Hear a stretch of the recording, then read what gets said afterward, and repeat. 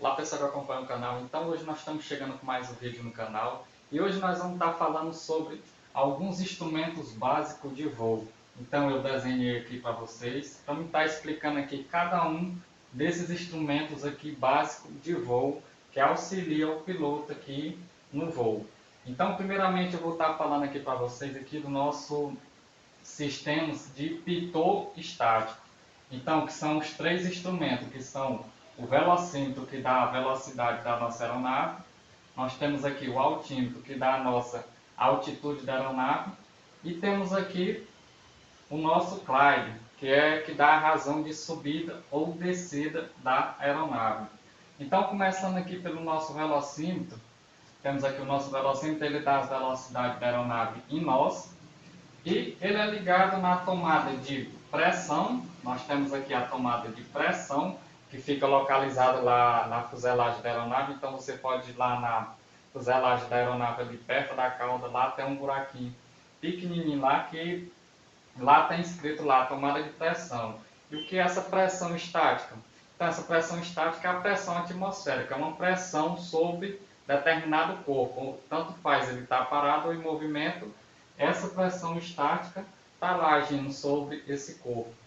E é ligado no pitot. Então o tubo de pitot fica ligado lá. Você pode observar lá na asa da aeronavezinha lá, que lá tem um tubozinho, tipo esse pincel, ó, apontado para frente, da aeronave mais ou menos desse tamanho, onde ele recebe o ar quando a aeronave em movimento. E essa pressão que o tubo de pitot recebe aqui, nós chamamos de pressão dinâmica, a pressão dinâmica do ar, ou seja, o ar em movimento. Então, a pressão estática, a aeronave pode estar parada em movimento, nós estamos recebendo uma pressão estática, e a pressão dinâmica a gente só recebe quando está o ar em movimento.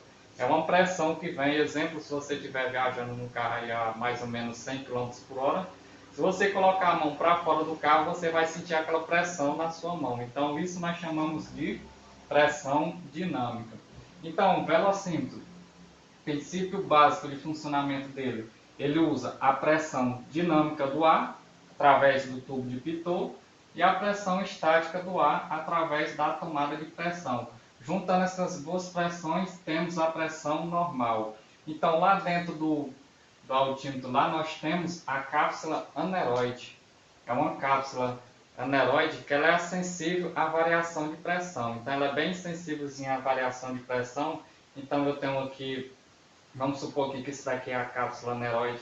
Aqui ela está comprimida e de acordo com a variação de pressão ela se expande ou se comprime, a cápsula aneroide.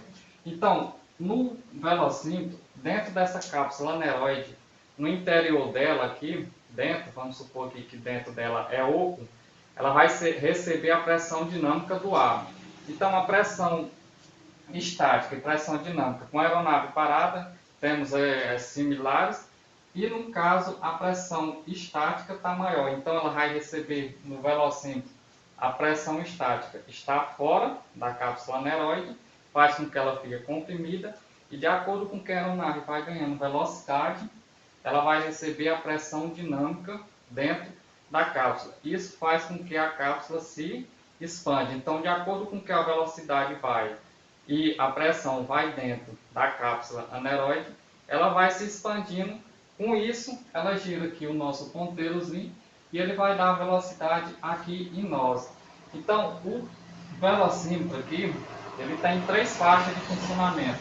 Nós temos aqui a faixa branca, que é quando a gente pode usar trem baixo para a aeronave que tem trem de pouso retrátil, escamoteável, ou usar flap. Nós temos aqui a faixa verde, que é a faixa de recomendação de voo, e temos aqui a faixa amarela, que não pode usar, e muito menos a faixa vermelha, que senão você vai quebrar a sua aeronave no ar. Então, no caso, quando eu estiver voando, se eu for acionar flap, eu tenho que estar com o meu ponteiro aqui dentro dessa faixa branca, não ultrapassar a velocidade de stall, aí eu posso dar flap.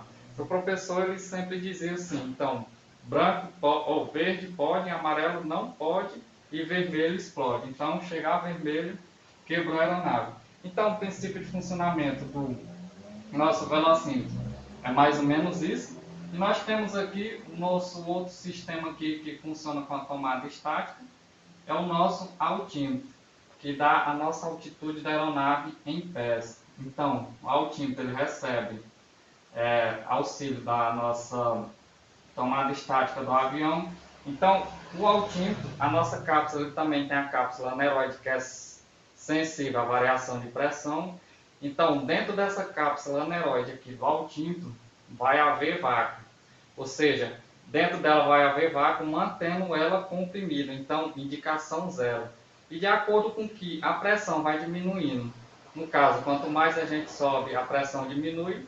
Então, essa cápsula vai se expandir, mostrando, se expandir, e o nosso mostrador aqui vai se alterar. Então, dentro da cápsula, há vácuo, que mantém ela fechada.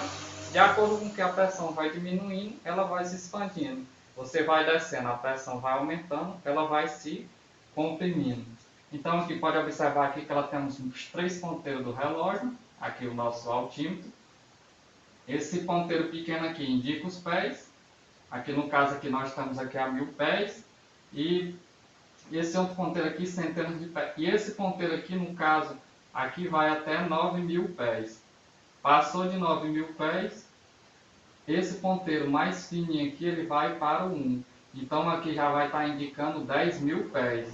Então é isso aí, o ponteiro pequeno, se ele for para o 2, vai ser 20.000 pés. E no caso, o ponteiro mais fino está no 0 e o ponteiro pequeno está no 1 ou no 2, aqui indica 1000 pés ou 2000 pés e assim em diante. E nós temos aqui o nosso climb, que dá a nossa razão de subida ou descida em pés por minuto.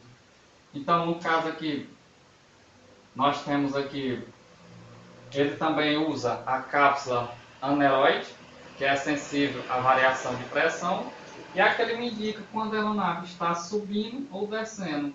Então aqui, se o ponteiro aqui estiver no 5, aqui nós estamos descendo a 500 pés por minuto.